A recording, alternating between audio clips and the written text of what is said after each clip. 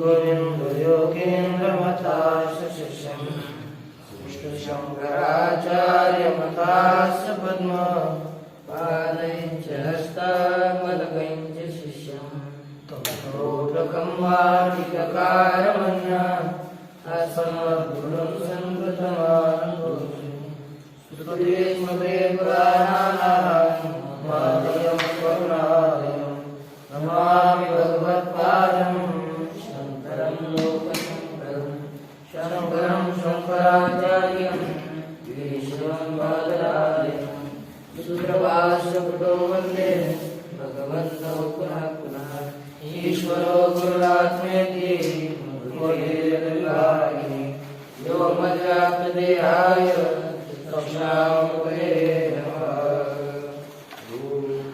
भद्रं कर्णेभिः शृणुयामदेवाः भद्रं श्रीमाक्षभिर्यजत्राः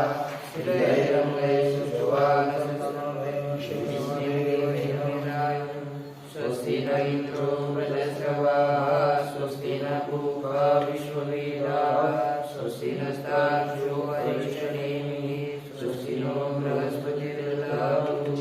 ॐ शान्ति शान्ति शान्तिः। श्री भगवान पांडुरंग परमात्मा श्री आदिगुरु शंकराचार्य श्री ज्ञान महाराज जगदोधकार महाराज श्री संत एकनाथ महाराज इत्यादि सब समुदायों के अलौकिक हेतु कारण करुणा से कृपा से उपनिषदों का विचार हम लोग कर रहे हैं।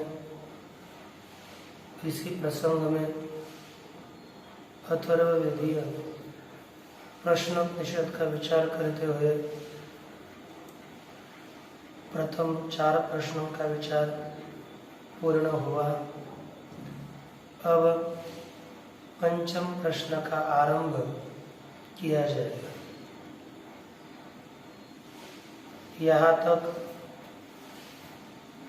हमने पहले भी मुंडक उपनिषद में देखा और यहाँ पर भी एक ही विचार देख रहे हैं। चतुर्थ प्रश्न के द्वारा उत्तम अधिकारी को पदार्थ शोधन पूर्वक वाक्य के ज्ञान के द्वारा अक्षर ब्रह्म तत्व की प्राप्ति बताई।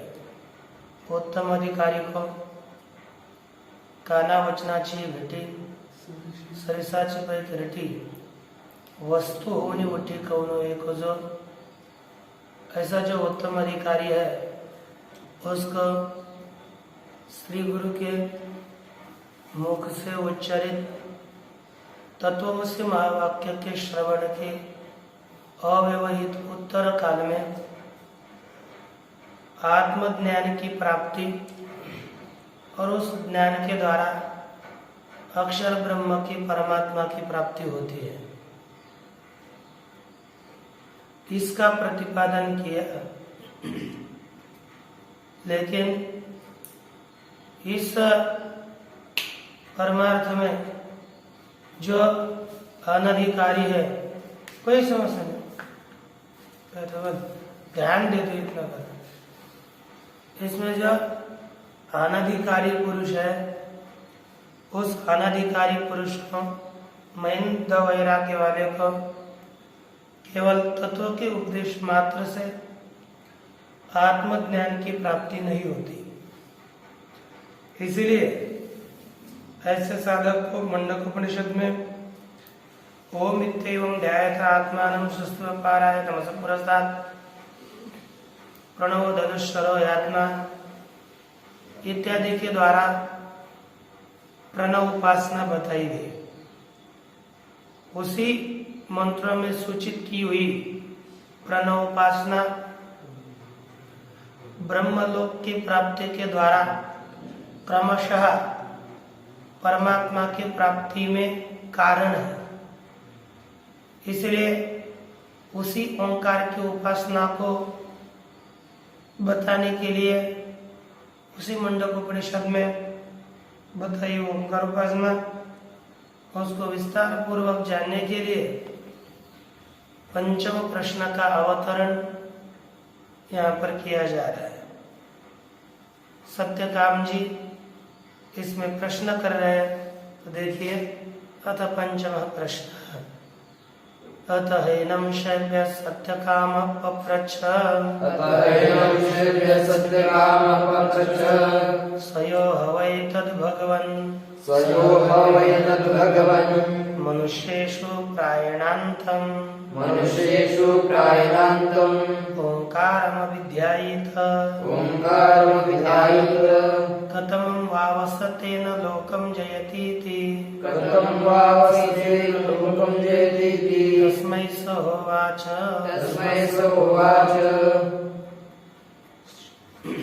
अतः चतुर्थ प्रश्न के पश्चात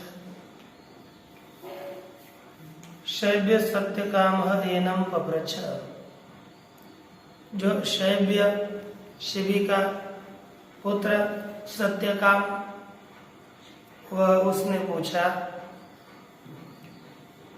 हे भगवान सयो हवै तत् मनुष्येषु प्रायणान्तम ओंकारम अभिध्यायेत। हे भगवान, सह वह जो कोई साधक मनुष्येषु मनुष्यों में, सह अर्थात जो कोई साधक प्रायणान्तम अर्थात मरने तक, जब तक जिंदा है तब तक ओंकारम अभिध्यायेत ओंकार का ध्यान करता है। ऐसा जो मरने तक ओंकार के चिंतन करता है, उसका ध्यान करता है, ऐसा जो साधक है, सह तेन कतमं लोकम जयति, वह सह अर्थात वह साधक तेन ओंकार ध्यानेन उस ओंकार के चिंतन के द्वारा कतमं लोकम जयति इति किस लोक को जीत लेता है। और तब सह तस्मै उवाच, सह अर्थात पिप्पलादः तस्मै शैव्याय सत्यकामाय उवाच, शैव्य सत्यकाम को पिप्पलाद जी ने कहा, उत्तर दिया। और द्वितीय मंत्र, तो पहला मंत्र शब्दार्थ देखा, भाष्यार्थ देखिए। अतएनं शैव्य सत्यकाम पप्रच्छ, अब इसी को शैव्य सत्यकाम ने पूछा। अथ इदानीं परापर, इदानीं अर्थात गार्ग्य के प्रश्न के निर्णय के पश्चात परापर ब्रह्म प्राप्ति साधनत्वेन, पर ब्रह्म प्राप्ति के साधन रूप से और अपर ब्रह्म के प्राप्ति के साधन रूप से, दोनों भी परापर ब्रह्म प्राप्ति साधन रूप से ओंकार से उपासन विदित, ओंकार की, क्योंकि ओंकार पर ब्रह्म की प्राप्ति का साधन है और अपर ब्रह्म की प्राप्ति का भी साधन है। इसलिए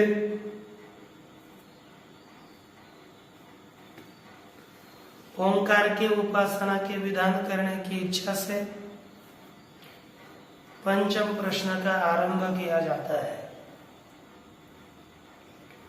वो प्रश्न यहाँ से, सयो हवै तद् भगवन् मनुष्येषु प्रायणान्तम ओंकारम अभिध्यायेत कथमं वावसतेन लोकम जयति। एक ही स, इसका अर्थ हो गया कश्चित, कश्चनापि द्विजः त्रैवर्णिका, तीनों वर्णों में जो आता है ऐसा कोई भी हो, भगवान। और यहाँ पर दिया ह वही, ये दोनों भी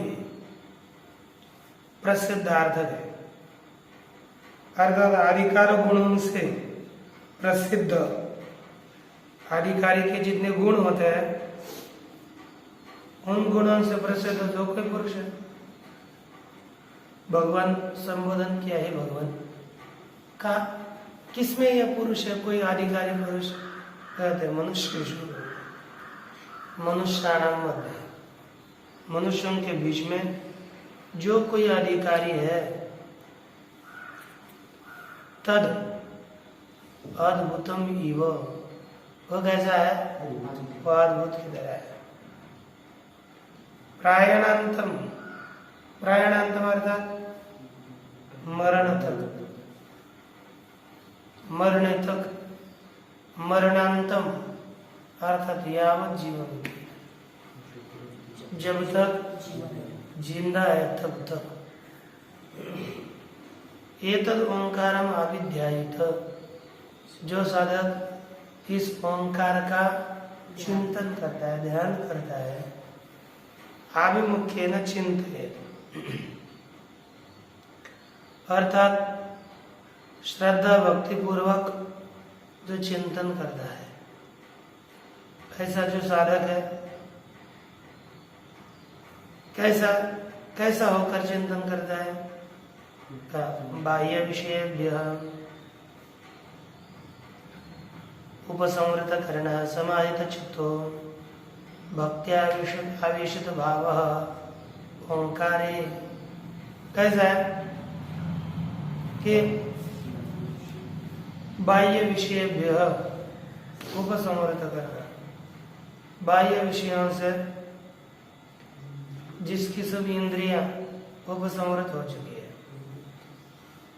समाहित चित्त, ओंकार में ही जिसने अपने चित्त को एकाग्र किया है, और भक्ति के द्वारा अर्थात आदर से, है ना, उपज, और उपज आदर रूपी जो उपचार है, साधन है, उसके द्वारा ही आवेशित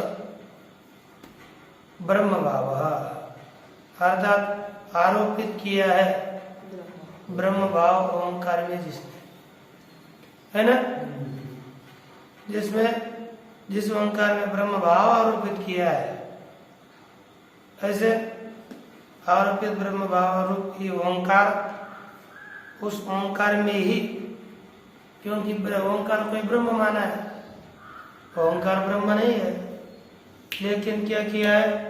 क्योंकि ओंकार में ब्रह्म भाव आरोपित किया है, ऐसे ओंकार में समाहित चित्त, एकाग्र है चित्त जिसका, ऐसा जो साधक वह आत्म प्रत्यय संताना विच्छेद, अर्थात जो आत्मज्ञान है, उस आत्मज्ञान की जो संतान अर्थात उसकी परंपरा है, अर्थात आत्मज्ञानाकार जो वृत्ति है, उसका अविच्छेद, विच्छेद नहीं हो, नित्य निरंतर तैल धारा की तरह केवल ओंकार का चिंतन करता है। आपने जल धारा भी नहीं होती, लेकिन उनकी तैल धारा की तरह, तैल धारा टूटती भी नहीं है कभी, जल धारा टूटती है, तैल धारा की तरह इसने प्रत्यंतर यानी अंतःकरण वृत्ति जहाँ कहीं खंडित नहीं होती, पुनः भिन्न जातीय प्रत्यंतराखिलीकृत, भिन्न जाति की जो प्रत्यय ज्ञान है उसके द्वारा अखिलीकृत अर्थात भिन्न जातीय, दूसरा विजातीय ज्ञान के द्वारा जिसको खंडित नहीं किया गया, अखंडित है। और निवात दीप शिखा समह,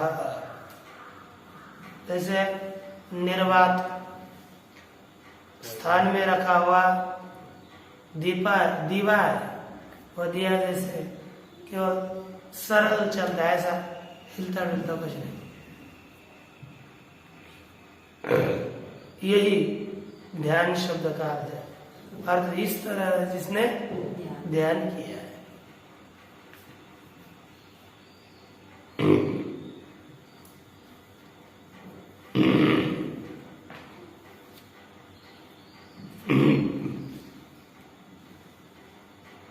सत्य, ब्रह्मचर्य, हिंसा, परिग्रह, त्याग, संन्यास, शौच, संतोष, अमायित्वादि अनेक यम नियमानुगृहीत।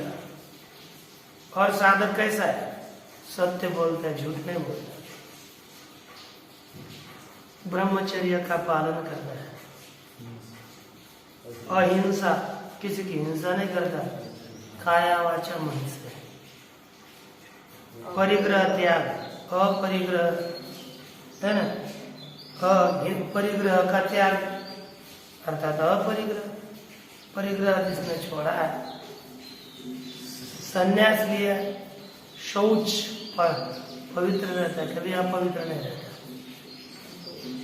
और संतोष, यथालाभ में संतुष्ट रहता है, अमायित्वादि अनेक है ना, अमायित्व इत्यादि अनेक जो गुण है, यम नियम, इनसे अनुग्रहित रहता है। सह ऐसा साधक एवं यावत जीव व्रत धारणा, इस तरह जब तक जिंदा है तब तक इसी व्रत का धारण करने वाला, पालन करने वाला पुरुष कथम वाव अनेक ही ज्ञान कर्म विरजित व्यालोका, क्या कहते कि किस लोग को उसने जीत लिया, क्योंकि अनेक ऐसे लोग हैं जो ज्ञान और कर्म, ज्ञान उपासना, कर्म कर्म, ज्ञान और उपासना और कर्म के द्वारा जीतने योग्य अनेकों लोग हैं। अनेक लोकास तिष्ठन्ति, अनेक लोग विद्यमान है। तेषु उन लोगों में, किस लोग को इस साधक ने जीत लिया, किस लोग को जीतता है? उन लोगों में तेन अर्थात ओंकाराभिध्यानेन, ओंकार के चिंतन के द्वारा, कथम श्लोकम जयति इति, किस लोक को वह जीत लेता है। इति पृष्ठवते, ऐसे पूछे हुए, तस्मै पिप्पला, तस्मै सज्जैव्याय सत्यकामाय स पिप्पलाद उवाच, उस पिप्पलाद जी ने कहा, उत्तर दिया, किस लोग को ऐसा साधक जीत लेता है। इतना ध्यान में आया ना। अब उस अभिप्राय को जानने वाला पिप्पलाद अपर आलम्बन के द्वारा ध्यानम चित, अर्थात अपर का आलम्बन किया, उसके द्वारा यदि ध्यान किया तो वह ओंकार अपर ब्रह्म की प्राप्ति का साधन है। पर आलम्बन के द्वारा यदि चिंतन किया तो क्रमशः सोना है, परमात्मा की ही प्राप्ति का साधन है।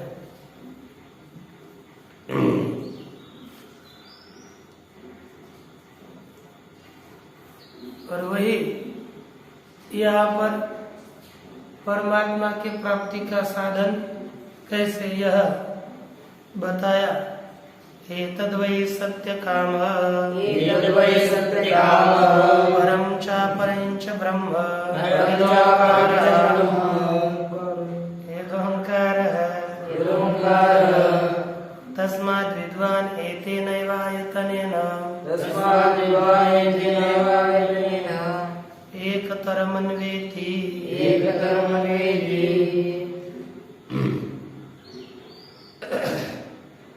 श्री पिप्पला जी कहते हैं ये सत्य काम एतद परम च अपरम च ब्रह्म यद ओंकार एतद परम च परम अपरम च ब्रह्म।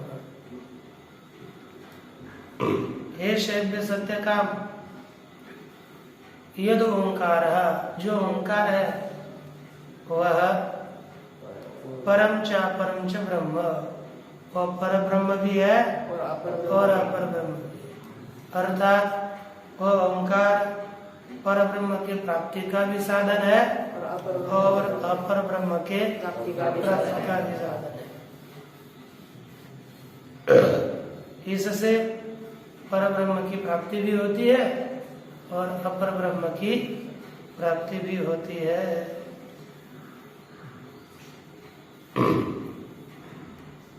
तस्मात् इसलिए अब विद्वान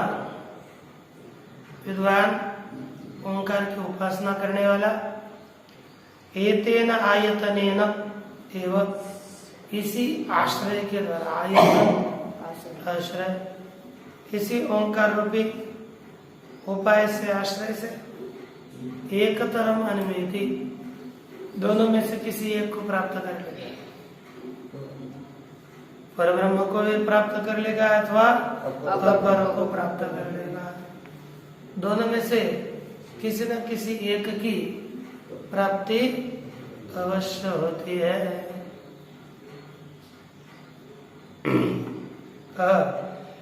भाष्य एतद्वै सत्यकाम एतद् ब्रह्म वै यही ब्रह्म परम च परं च ब्रह्म पर ब्रह्म है और अपर ब्रह्म है।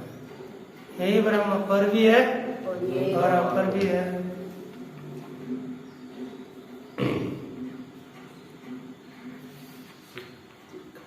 परम अर्थात सत्यम अक्षरम पुरुषाख्यम। पर ब्रह्म कौन है? जो पर है, सत्य है, अक्षर है और उसे पुरुष कहते हैं, वही परम ब्रह्म है। अपरम च प्राणाख्यम प्रथमजम। अपर ब्रह्म कौन है? जिसको हम प्राण कहते हैं। अरे प्राण तो शरीरांत संचारी वायु को भी प्राण कहते हैं। क्या नहीं? प्रथमज जो पहले उत्पन्न हुआ हिरण्यगर्भ वह अपर ब्रह्म है। ये पर ब्रह्म और अपर ब्रह्म और दोनों वियत्तद ओंकार यह जो है वही ओंकार ही है। क्यों? कहा कि ओंकार एव ओंकारात्मकम ओंकार प्रतीकत्वात्। ये जो ओंकारात्मक ओंकार है ना वही ओंकार ही इनका प्रतीक होता है, प्राप्ति के साधन, प्राप्ति का साधन। इसीलिए इसे पर प्राप्ति और अपर प्राप्ति इन दोनों का साधन बताया गया है। क्योंकि ओंकार में ही प्रतीकत्व है, साधनत्व है। और यह पर ब्रह्म कैसा है? कहते परम ही ब्रह्म शब्दादि उपलक्षणानर्हम्।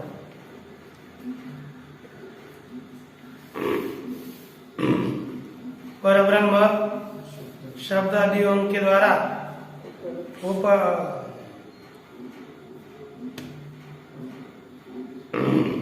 उपलक्षण अर्थात बोध कराने योग्य नहीं है। परब्रह्म शब्द के द्वारा नहीं जाना जाता, शब्द के द्वारा उसका बोध नहीं किया जा सकता। पुनः सर्वधर्म विवर्जितम, सभी प्रकार के धर्मों से रहित है। अतः न शक्यम अतीन्द्रिय गोचरत्वात्, इसलिए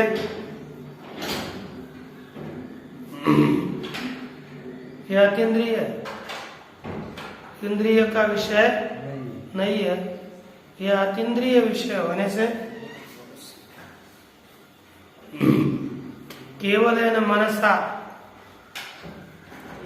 अवगाहितुम, है ना, केवल मन के द्वारा इसकी प्राप्ति नहीं की जा सकती। ओंकार हेतु, जो ओंकार है उसमें तो विष्णु आदि प्रतिमा स्थानीय,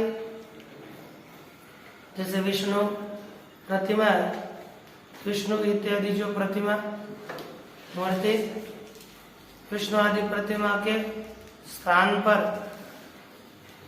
ऐसा जो ओंकार है, क्योंकि ओंकार में ही परब्रह्म रूप से दृष्टि हम करते हैं।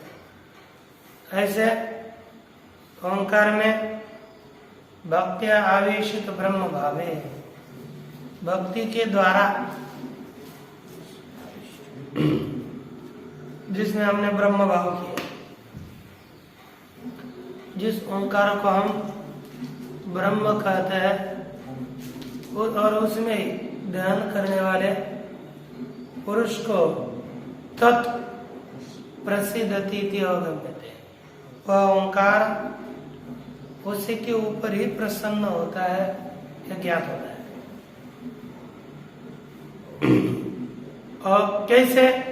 कहते शास्त्र प्रामाण्य, तथा शास्त्र प्रामाण्य, शास्त्र के प्रामाण्य से, तथा अपरम ब्रह्म च, अपरम च ब्रह्म, उसी तरह अपर ब्रह्म की भी प्राप्ति उसी ओंकार से होती है। इसलिए क्या सिद्ध हो गया? ये ओंकार परब्रह्म की प्राप्ति का, अपर ब्रह्म की प्राप्ति का, दोनों का साधन है। इसलिए तस्मात् परम च ब्रह्म यद ओंकार इति उपचर्यते। इसलिए गौण रीति से कहा जाता है कि ओंकार पर ब्रह्म है और ओंकार अपर ब्रह्म भी है। ओंकार पर ब्रह्म और ओंकार अपर ब्रह्म उभय ब्रह्म है। इसलिए तस्मात् एवं विद्वान, इस तरह जानने वाला पुरुष, एतेन एव आत्म प्राप्ति साधनेन, इसी आत्म प्राप्ति के साधन के द्वारा, ओंकाराभिध्यानेन, ओंकार के चिंतन के द्वारा, एक तरम परम अपरम च अनुमिति, दोनों में से किसी के द्वारा किसको प्राप्त कर लेता है? परब्रह्म को प्राप्त कर लेता है अथवा अपर ब्रह्म को प्राप्त कर लेता है। ब्रह्मानु गच्छति, उस ब्रह्म को प्राप्त करता है। निर्दिष्टम ही आलम्बनम ओंकार ब्रह्म, क्योंकि ब्रह्म का ओंकार अतिशय समीप का आलम्बन है, समीप का आश्रय, नजदीक। इसलिए ये कहा मन आदि अपेक्षे इदम वरिष्ठम समीप वर्धे, ओंकार अतिशय समीप, इसलिए श्रेष्ठम आलम्बनम, एतदालम्बनं परम एतदानं बलम श्रेष्ठम इत्यादि। इस तरह से यह ओंकार सभी के प्राप्ति का साधन है।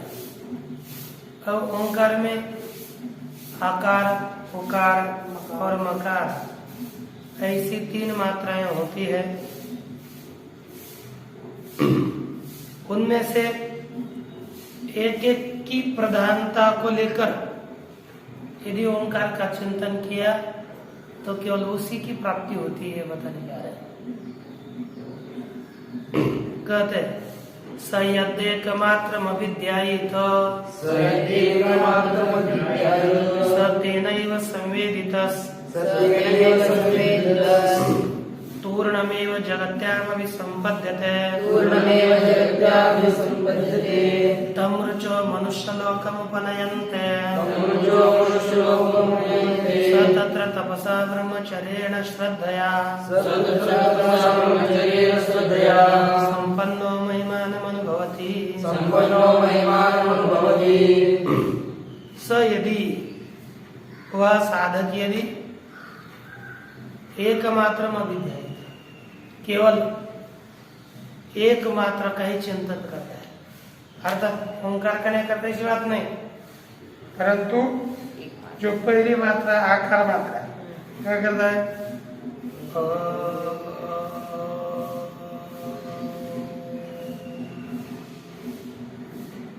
ओ की मात्रा को अधिक बोलता है, अधिक चिंतन करता है। ऐसा जो साधक है सह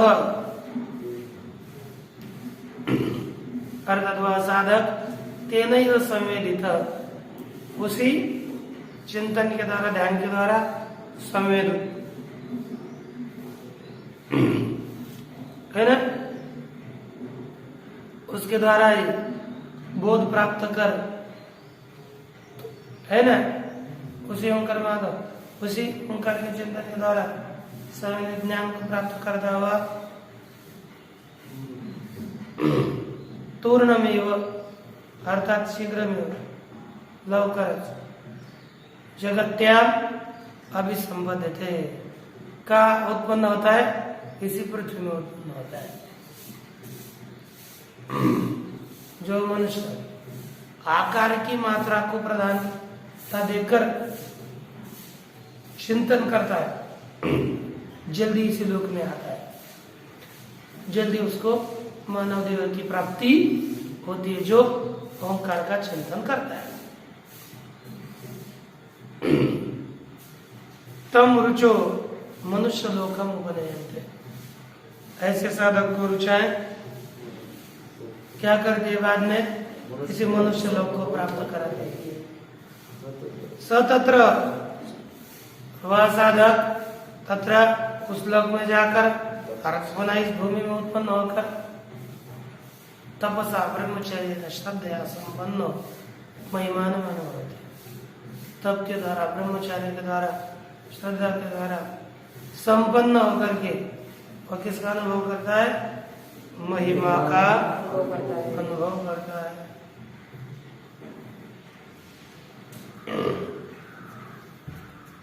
देखिए भाष्य, स यदि ओंकारस्य सकल मात्रा विभागज्ञो न भवति, ओंकार के सभी की मात्राओं को विभाग पूर्वक जानने वाला जो नहीं है, तथापि ऐसा होने पर भी ओंकाराभिध्यान प्रभावात, ओंकार के चिंतन के प्रभाव से विशिष्टामेव गतिम गच्छति, विशिष्ट गति को ही ये प्राप्त कर लेता है। एतद एकदेश ज्ञान वैगुण्यतया, यही एक देश का ज्ञान ये विगुण है कि नहीं, अर्थात पूर्ण नहीं ना, पूर्ण गुण वाला नहीं है, एक आपको एक ही गुण का ज्ञान है। तो एक देश ज्ञान की वैगुण्यता से एक दश का ज्ञान है, एक देश का नहीं, तो एक देश का ज्ञान की विगुणता हो गई। उसके कारण ओंकार शरण, इस तरह से जिसने ओंकार की शरण ली है, ऐसा पुरुष कर्म ज्ञानो भय भ्रष्टो, कर्म से और ज्ञान से दोनों से तो भ्रष्ट होता है। क्योंकि कर्म ज्ञान, क्योंकि इसने क्या किया, ओंकार का चिंतन करने का अधिकार सन्यासी के पास है। उसने सन्यास लिया है तो शास्त्रविद कर्म तो छोड़ दिए, अर्थात कर्म से भ्रष्ट हो चुका है। लेकिन ज्ञान की भी प्राप्ति नहीं हुई। हाँ, प्रयास कर रहा है, लेकिन ज्ञान की भी प्राप्ति नहीं हो सकी। ऐसे इस बीच अवस्था में वह मनुष्य दुर्गति को जाता है क्या? तो भगवान ने कहा नई कल्याण कृत्कश्य दुर्गतिम तात गच्छति।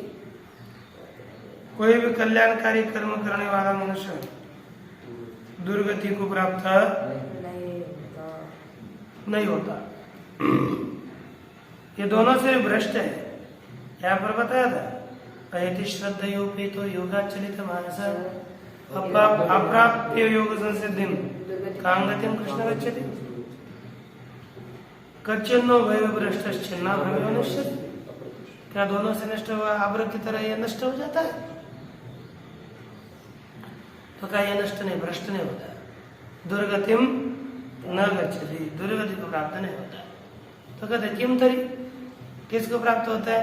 कहते यद्यपि ओंकारम, और यद्यपि एवं ओंकारम एकमात्रा विभगज्ञ, यदि ओंकार के एक मात्रा के ही विभाग को जानने वाला है, केवल ऐसा ही है, तो भी अविद्यायित एक मात्रम, केवल एक मात्र का भी चिंतन करता है। कैसे करता है? सदा सदा ध्यायित, सदा चिंतन करता है।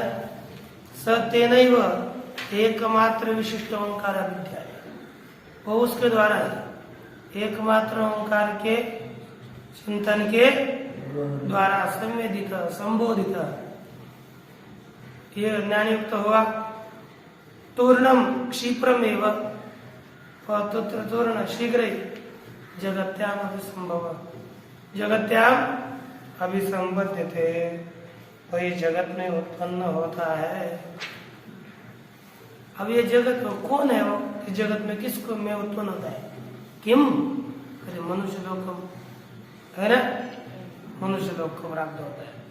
अनेकानि जन्मानि जगत्याम संभवन्ति, इस पृथ्वी लोक में, पृथ्वी में अनेक जन्म संभव है, लेकिन इस साधक को मनुष्य की योनि मिलती। तत्र तम साधकम जगत्याम मनुष्य लोकम एव रुचा उपनयन्ते, उनके द्वारा साधक को मनुष्य लोक की प्राप्ति कराई जाती है। कौन प्राप्त कराते हैं? कहा उपनिगमयन्ति रुचा, ये रुचाएं प्राप्त करवाती है। ऋग्वेद रूपा ही ओंकारस्य प्रथमैक मात्रा विध्याता, कहते हैं कि ये जो ओंकार की प्रथम मात्रा का चिंतन करने वाला है, वह ऋग्वेद रूप है प्रथम मात्रा, और उसी का चिंतन करने वाला सतत्र मनुष्य जन्मनी, वह अब दूसरे मनुष्य जन्म में जाएगा ना, तब वहां पर द्विजाग्रह सन ब्राह्मण हो जाता है। और तपसा ब्रह्मचर्य श्रद्धया च, तप के द्वारा, ब्रह्मचर्य के द्वारा, श्रद्धा के द्वारा संपन्न होता है। और महिमानम विभूति अनुभवती, महिमा का, विभूति का अनुभव करता है। नवीत श्रद्धा, श्रद्धा रहित नहीं होता। और नवीत शोका, और शोक रहित। अच्छा, यथेष्ट चेष्टा, यथार्थ रीति से चेष्टा है जिसकी, ऐसा पुरुष योग भ्रष्ट भवति, योग भ्रष्ट होता है और कदाचिदापि न दुर्गतिम गच्छति, कभी भी दुर्गति को प्राप्त नहीं होता। इस तरह ये ओंकार की प्रथम मात्रा का चिंतन करने वालों को फल बताया। अब ओंकार की द्वितीय मात्रा का फल चिंतन करने वाले को फल बताएंगे, देखेंगे कल। ओम पूर्णमदः पूर्णमिदं पूर्णात् मुदच्यते